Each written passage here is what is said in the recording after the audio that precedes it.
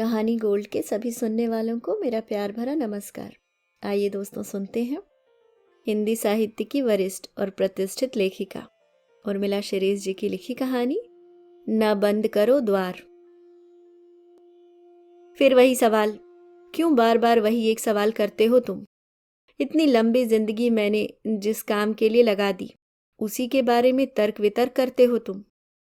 यही सवाल कभी पिताजी पूछा करते थे कि क्या पड़ी है तुम्हें काम करने की, क्यों करना है काम, नौकरी, आराम से रहो और जिंदगी बिताओ।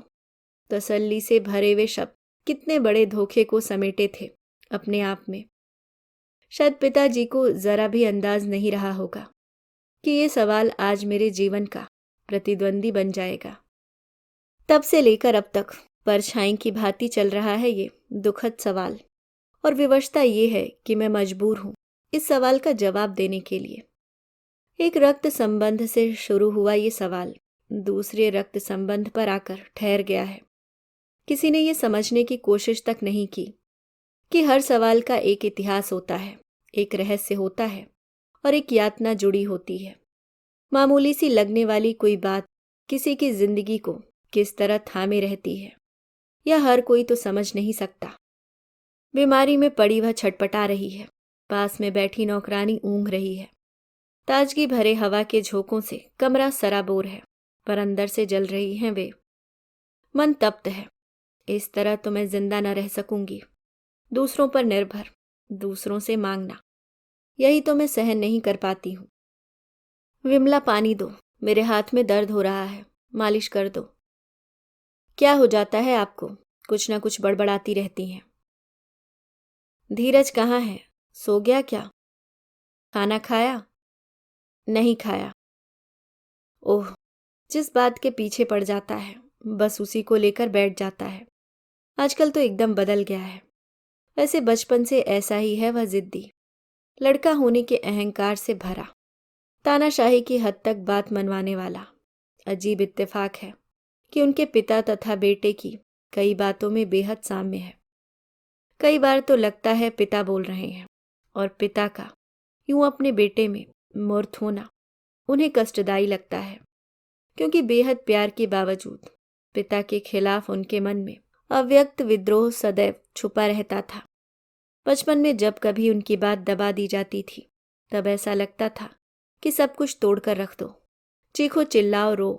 पर पिता दूसरी बातों में महान थे, उदार एवं सहिष्णु थे, असीम प्यार करते थे, हर जरूरत पूरी करते थे। लेकिन वही पिता एक पति के रूप में बड़े सख्त एवं जिद्दी थे। माँ को हर हाल में उनका अनुसरण करना होता था। बेचारी माँ, नहीं याद कि माँ कभी क्रोधित हुई हो, जोर से बोली हो या किसी बात का प्रतिरोध किया हो। जैसे जैसे वह उम्र की सीढ़ियाँ चढ़ती गईं, वैसे वैसे सारा प्यार, सारा ममत्व और अथाह सहानुभूति सिर्फ माँ के प्रति व्यक्त हुई। इसलिए बड़ी सावधानी, गहरी सूझबूझ तथा विशाल हृदय लेकर उन्होंने बेटे की परवरिश की। मगर आज वही बेटा पिता एवं पति के वजूद सहित सामने खड़ा है अपनी बात मनवाने के लिए। क्या जरूरत है यह सब करने की? मैं नहीं हूं क्या? मैं कमाकर नहीं खिलाऊंगा? हमारे स्टैंडर्ड का नहीं है ये काम। इन फालतू के लोगों को मुंह लगाती हो, वे लूट रहे हैं तुम्हें, बेवकूफ बनाते रहते हैं। ऐसी बात नहीं है तो क्या बात है? तुम्हें बुरा क्यों लगता है बेटे?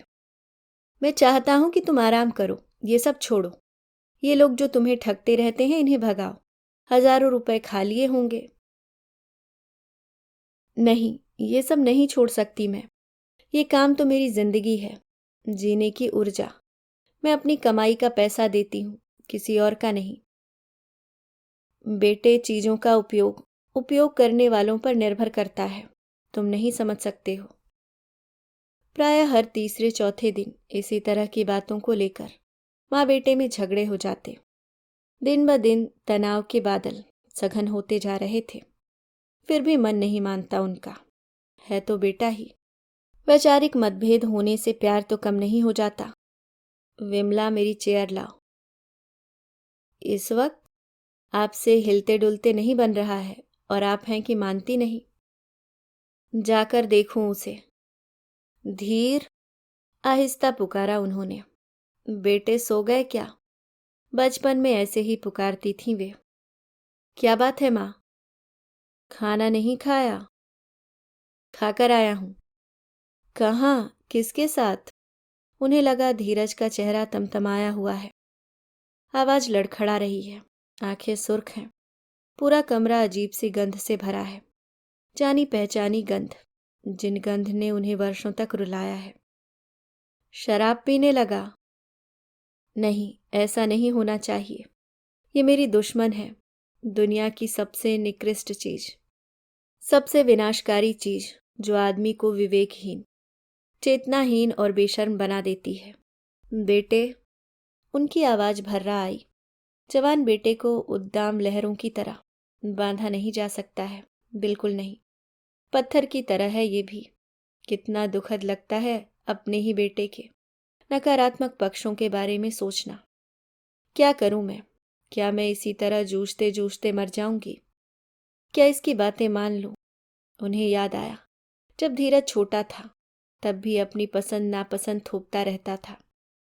माँ सूट क्यों नहीं पहनती? तुम लिपस्टिक लगाया करो। तुम इस तरह क्यों बात करती हो? इतनी मोटी होती जा रही हो। और भी सैकड़ों तरह की बातें थीं। शुरू शुरू में तो उसकी बातें प्यारी लगती थीं, लेकिन न जाने क्यों उनके अंदर सोई स्त्री तब जाग उठी थी। नहीं, मैं इसकी बात नहीं मानूंगी। ये मुझ पर हावी हो जाएगा। यद्यपि ये भावनाएं मासूम बेटे को चिढ़ाने या बदले की भावना से जरा भी प्रभावित नहीं थी। बस एक जिद थी अपने अस्तित्व को लेकर, एक सोच। कम से कम बेटे को मेरे अनुसार चलना चाहिए। अनुशासन और संस्कारों के साँचों में ढला बेटा चाहिए मुझे। बेटा भी उन्हें असीम प्यार करता था, बल्कि जीवन का एक बड़ा निर्णय उसने माँ के ही पक्ष में लिया था। इसी तरह बीत गए थे कई बरस। बेटे को वह विशिष्ट बनाना चाहती थी, जैसे कोई स्वप्न पुरुष को साकार रूप में देखने को बेचैन होता है, वैसे ही वे अपने बेटे को बनाना चाहती थी। इसी विशिष्टता के सपने ने उन्हें कभी चैन से नहीं सोने दिया। एक तरफ खुद की समाप्त प्राय होती जिंदगी, तो दूसरी तरफ बच्चे का भविष्य। कितने स्कूल देखे थे, कितने ही स्कूलों में टेस्ट दिलवाया था। हर वक्त कोई ना कोई दुश्चिंता घेरे रहती। कहीं बुरी संगत में न पड़ जाए, कहीं नशा न करने लगे, किसी लड़की के प्रेम में पड़कर भावनात्मक रूप से टूट न जाए।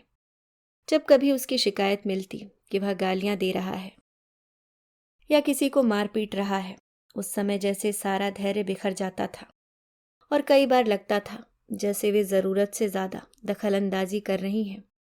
क्या वह अपना भला बुरा नहीं जानता? इसलिए वे परंपरागत अंधेरे सायों के भीतर सिमटकर आहें भरने वाली माँ नहीं बन सकी।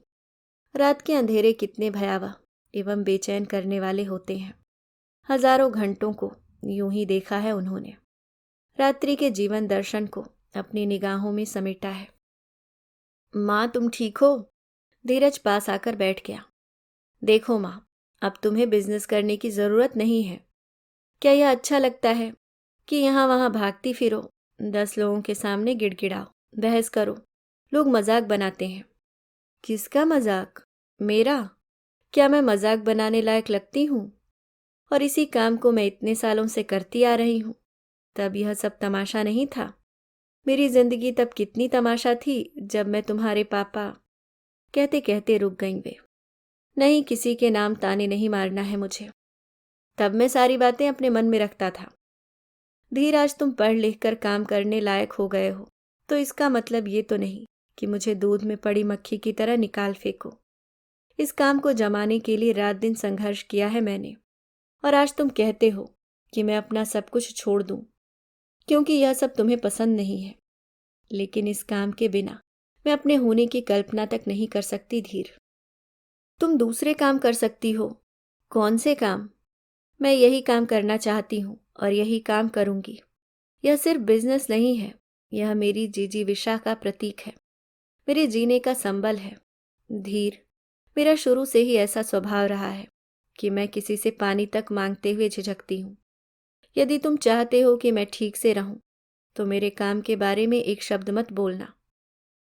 कितनी बार समझाया उन्होंने धीरज को, लेकिन उसकी सोच में कोई अंतर नहीं आया। क्या हुआ मम्मी जी? विमला ने उन्हें पलंग पर लिटाते हुए कहा। क्यों आप इतना सोचती हो? कुछ नहीं विमला, क्या सोचा था और क्या हो रहा है। कहीं ऐसा न हो कि एक दिन इससे भी मुझे दूर जाना पड़े। जा तू सो जा। जी भरकर रोने की तबीयत हो रही है उनकी। गरम गरम आंसू गालों को भिगोते रहे। रात की तन्हाइयों से आत्मीय लगाव हो गया है। बहुत पहले, शादी के पहले, छितरे हुए सितारों से भरे आकाश को घंटों निहारना, हल्के अंधेरे में देर तक रेडियो पर गीत सुनना बहुत भाता था। किसी सुंदर कविता सी अनुभूति होती थी और उस प्रेम को, अनछुए पावन प्रेम को, उस एक आत्मीय प्यारे चेहरे को याद करना आज भी अच्छा लगता है। अन्यथा शेष नाटकीय जीवन सिर्फ आत्मपीड़ा ही देता है। कितना अच्छा होता कि वह विद्रोह करके अपने मन का जीवन साथी चुनती, तब जिंदगी कुछ और ही होती। संगीतमयी, रागमयी, प्रेममयी। बिछड़े हुए दोस्त और चाहने वाले कभी मिलते भी तो नहीं हैं। कैसे समझ सकेगा यह? क्या सब कुछ बता दूं? नामालूम क्या सोचेगा। हो सकता है इन बातों के आधार पर वह अपने पापा को ही सही समझे। सोचते सोचते थक जाती हैं वे। लकवा मारा अपाहिज पांव भी एक बोझ बन गया है। पता नहीं जिंदगी और कितनी कुरूप होगी। सुबह आँख खुली तो चारों तरफ धूप बिखरी थी। धीर उठ गए? वो तो बड़ी सुबह निकल गए। कुछ कहकर गया? नहीं मम्मी जी, मैं नहीं गई। भैया का मूड ठीक नहीं लग रहा था। उनका चेहरा सफेद पड़ गया। अपने पापा की तरह निकला ये भी। मैं जानती थी यह भी धोखा देगा, एक दिन छोड़कर चला जाएगा। पर कहाँ गया होगा। हर बात में बहस, हर बात में टोका टाकी, जैसे मैं इसके बराबर की हूं। कितने ही दिन निकल गए, वह नहीं आया। अपने चाचा के घर में रह रहा था, क्योंकि उसे अपनी माँ की स्थिति पर शर्म आती है, क्योंकि उसे अपनी माँ का काम बुरा लगता है, क्योंकि उसकी माँ दूसरों के लिए क्यों कुछ करती हैं। वे भी नहीं गई, क्यों जाए मनाने। उसे आकर माफ़ी मांगनी चाहिए। उसने गलती की है, मैंने तो सिर्फ काम किया है। इन सब के बीच ही तो मैं अपना अकेलापन दूर करती हूँ। और वह, अगर मैं चाहूँ कि वह सामने बैठकर मेरी व्यथा सुने, तो सुनता भी तो नहीं है। कहेगा रहने दो। अंततः जब उनसे नहीं रहा गया, तब उन्होंने एक आखिरी प्रयास और किया। प्रिय बेटे धीर, यूं रूठ कर चले गए तुम। स्वयं दुखी हो और मुझे भी दुखी कर रहे हो। आज मैं तुम्हें कुछ बातें बताना चाहती हूँ। इन बातों को जानने के पश्चात हो सकता है तुम मुझे समझ सको। यह कैसी विडंबना है कि एक लड़की को, एक औरत को अपने पिता, पति और फिर अपने द्वारा जन्मे बेटे तक को अपनी स्थिति बतानी पड़ती है। मैं बहुत छोटी थी, तभी से मुझे प्रकृति से बड़ा गहरा लगाव था। मैं सब कुछ पाने की कल्पना किया करती थी। बड़ा सा मकान, बगीचा, पेड़ पौधे, फूल, पैसा, अधिकार। यह चाह मेरे अवचेतन मन में बैठ गई थी। पिता के घर में यह सब सजाने संवारने वाली लड़की शादी के बाद वहां के फूल तोड़ते हुए भी झिझकती है। और पति का घर कैसा होगा, यह भाग्य पर निर्भर करता है। मैं अपने पिता की, माँ की तथा दादा दादी की खूब सेवा करती थी। उन सबको दिल से चाहती थी, इसलिए कदाचित उनके खिलाफ जाने का साहस न जुटा सकी। एमएससी फाइनल में थी तभी मेरी शादी हो गई। जानते हो क्या हुआ? मेरी जैसी लड़की, जिसे हर चीज में सुंदरता और सलीकापन पसंद था, जिसे जीवन के सौंदर्य बोध से बेइंतहा लगाव था, जिसे प्रकृति से अनुराग था, जिसकी सांस सांस में सुरम्यता समाई थी, उसे अपनी ससुराल में एक एक पैसे के लिए मोहताज होना पड़ा। ऐसे बददिमाग विवेकहीन लोगों को झेलना पड़ा, जिनका अपना कोई स्तर ही न था।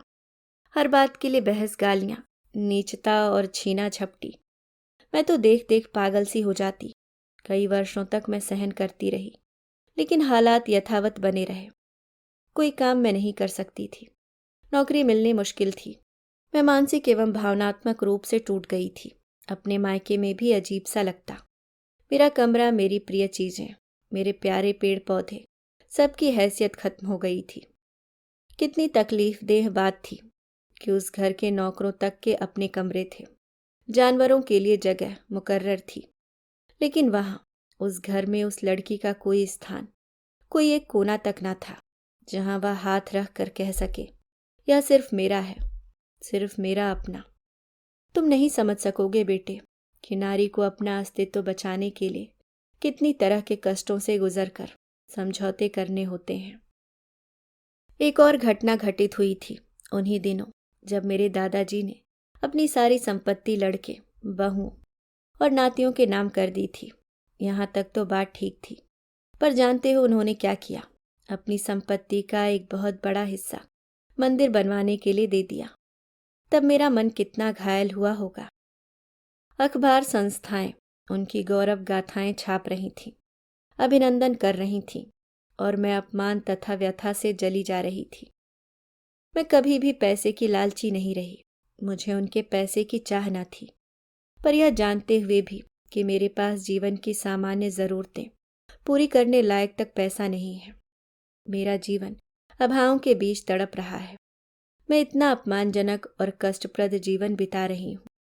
क्या उन्हें मेरे जीवन को अनदेखा करना चाहिए था? क्यों एक जीती जागती मायूसियों से जूझती, भविष्य के अंधकार से भरे पथ पर खड़ी लड़की को अपने के द्वारा यूं अनदेखा किया जाना नागवार न था? और दूसरी ओर पत्थर की दीवारों तथा मूर्तियों के प्रति संवेदनशीलता एवं आस्तिक भाव प्रकट करने का पाखंड न था? सच बेटे, मैं उनका पैसा नहीं चाहती थी, बल्कि मानसिक एवं भावनात्मक सुरक्षा चाहती थी। बस इतना सहारा कि मैं जी सकूं। मैं दुखी थी, क्षुब्ध थी। मानसिक यातनाओं के बीच मेरा आत्मसम्मान क्षय हो रहा था। बेटे, सपनों तथा अभावों का रिश्ता बड़ा खौफनाक होता है।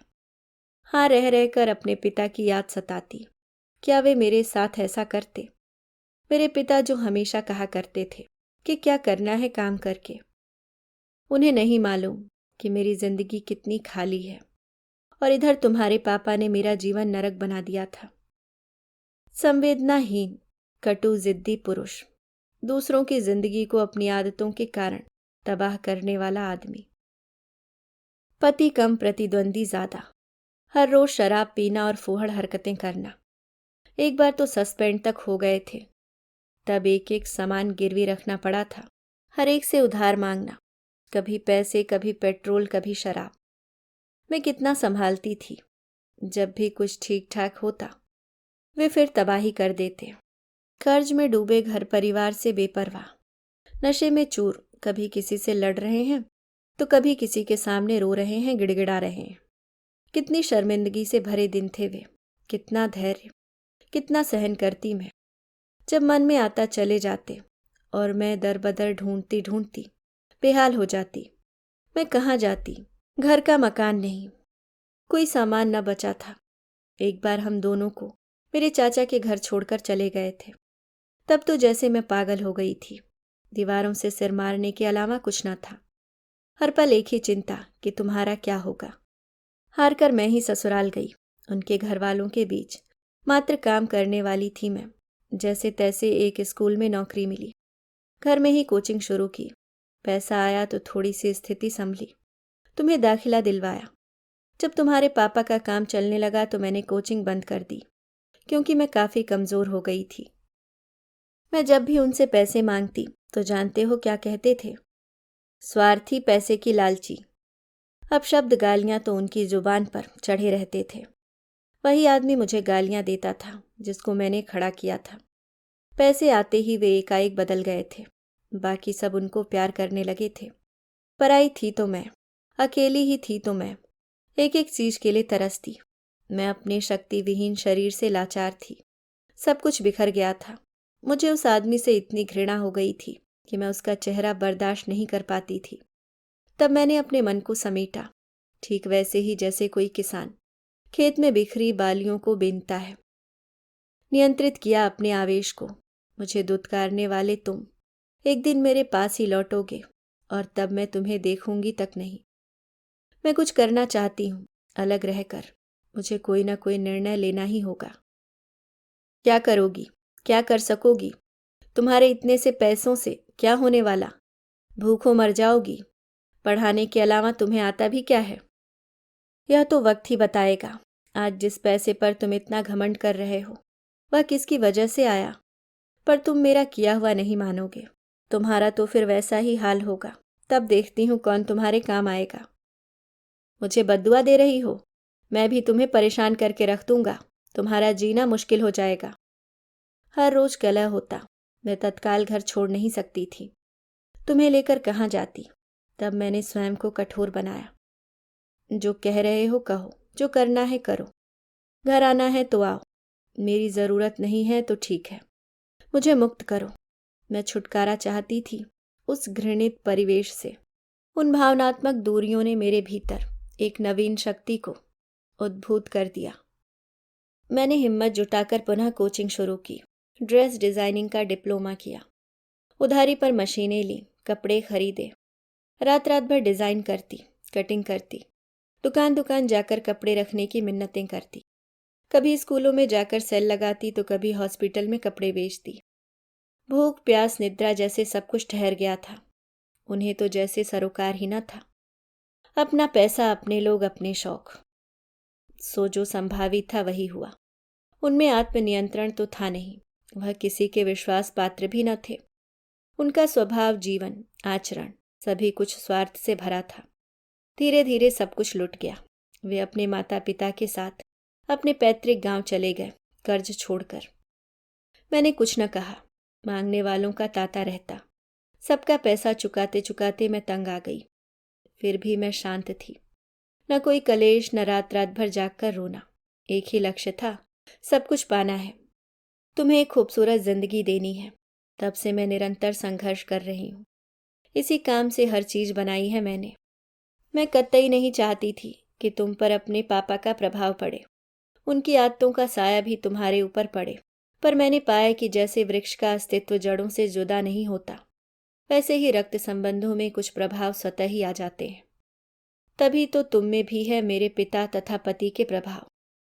बेटे, जो लोग प्रतिदान तथा एहसान के ताने हर रोज सुनाते हैं, वे कहीं न कहीं कमजोर होते हैं। इसलिए मैंने आज तक यह नहीं कहा कि मैंने क्या क्या किया। मैं तो निर्लिप्त होकर अपना काम करते रहना ही जानती हूँ। ये तो सृष्टि का नियम है। मैंने अपने बेटे के लिए किया है, गैर के लिए नहीं। मेरे बच्चे, मैं बड़ी भावुक हूँ। जिंदगी को जीने की आकांक्षा रही है मेरे भीतर। यही उम्मीद तुमसे करती थी कि तुम भी जीवन को जियो। तुम में कुंठाएं जन्म न लें, तुम्हारे आसपास अभाव न हो, तनाव न हो। संघर्ष करके तुम अपने जीवन का सुंदर समय न नष्ट करो। मुझे समझने की कोशिश करो। मैं तुमसे कुछ भी नहीं चाहती हूँ, न तुम्हारे ऊपर निर्भर रहना चाहती हूँ। पत्र लिखने के बाद उन्हें लगा जैसे आधा बोझ कम हो गया हो। धीर के पास जाओ और ये पत्र दे आओ। क्या पता तब भी आते हैं या नहीं, कुछ तो समझ सकेगा। लेकिन बेटे का फिर वही तर्क था। इन सब बातों का काम से क्या संबंध है? मेरी जिंदगी से है। क्या मैं दिन रात इसी व्हील चेयर पर पड़ी रहूं, दरवाजे पर बैठी पहरा दिया करूं? एक पल खाली बैठती हूं तो पागल सी हो जाती हूं। मैंने बोल दिया, मैं ये काम मरते दम तक न छोड़ूंगी। तुम मेरे मामलों में एक शब्द नहीं बोलोगे। ओके मम्मी, अब समझ में आया कि तुम्हारी पापा से क्यों नहीं बनी। आज तुम्हारा अपना कोई भी तुम्हारे साथ क्यों नहीं है। दादा दादी, चाचा बुआ, कोई भी तुम्हें क्यों नहीं चाहते? क्योंकि तुम जिद्दी हो, अहंकारी हो। धीर, चुप करो, चुप हो जाओ। तुम मुझे जवाब दे रहे हो इस तरह। जिन लोगों को तुमने इतने वर्षों तक नहीं देखा, उन्हीं की तरफदारी कर रहे हो और अपनी माँ को लांछित कर रहे हो। मैं इस परिवार में आकर मरती रही हूँ, उसका क्या मूल्य है? बस बेटे, अब एक शब्द भी न बोलना। उसी दिन से जो बीमार पड़ी तो फिर न उठ सकी। फिर से लकवे का अटैक हुआ। किसी से मिलने को मन नहीं करता। हर चेहरा दिल को दुखा जाता है। बस एकमात्र वही एक चेहरा है जो पानी में टिमटिमाते नक्षत्र की तरह दिखाई तो देता है, पर अप्राप्य है। लगातार उनकी हालत बिगड़ती जा रही थी। अर्ध बेहोशी की अवस्था में लगातार बड़बड़ाती रहती हैं। मम्मी जी, क्या हो गया है आपको? पिताजी, माँ, सब कुछ खत्म हो गया था तभी। मैं यहाँ हूँ इस हालत में। मैंने कहा था ना कि मैं अपने होने की तलाश में निरंतर भटक रही हूँ। सब कुछ खामोश हो जाएगा, सबसे लड़ चुकी हूँ, बड़ा दम घुटता है। मम्मी जी देखो, आंखें खोलो, किसी को बुलाना है बुला लाऊं? ये सुनीत कौन है? बताओ, मैं बुला लाती हूँ। कब बुलाया मैंने? ओह, वह संधि की वो वासंती अवस्था। चारों तरफ फूलों सी बहार थी। इसी बहार में प्यार का रंग घोला था सुनीत ने। आज तक नहीं भुला पाई हैं उसे। सो जाइए मम्मी जी। दरवाज़ा खोल दो विमला, बंद दरवाजे में मेरा दम घुटता है। ठंडी हवा आने दो ताकि मैं ठीक से सांस ले सकूं और मेरे प्राण निर्विघ्न निकल सकें। सबके प्यार में वर्जनाएं थीं। लेन देन था, बस एक तुम ही थे निस्वार्थ। लेन देन से मुक्त। अच्छा ही हुआ तुम मेरे कुछ न थे, किसी रिश्ते में न बंधे थे, सारे संबंधों से परे थे। मम्मी जी उठिए, पानी पी लीजिए। विमला उनके शरीर को हिला हिलाकर कह रही थी, पर शब्द प्रवाह जैसे नदी की धारा के समान बहे जा रहे थे। मध्या प्रणाम कर लो, आखिरी वक्त आ गया। विमला फूट फूट कर रोए जा रही थी। जिनको बुलाना हो बुला लो। धीरज स्तब्ध खड़ा था। माँ का यूं जाना उसे ऐसा लग रहा था जैसे अचानक नदी की धारा कहीं विलीन हो गई हो। अभी आप सुन रहे थे उर्मिला शिरीष जी की लिखी कहानी न बंद करो द्वार।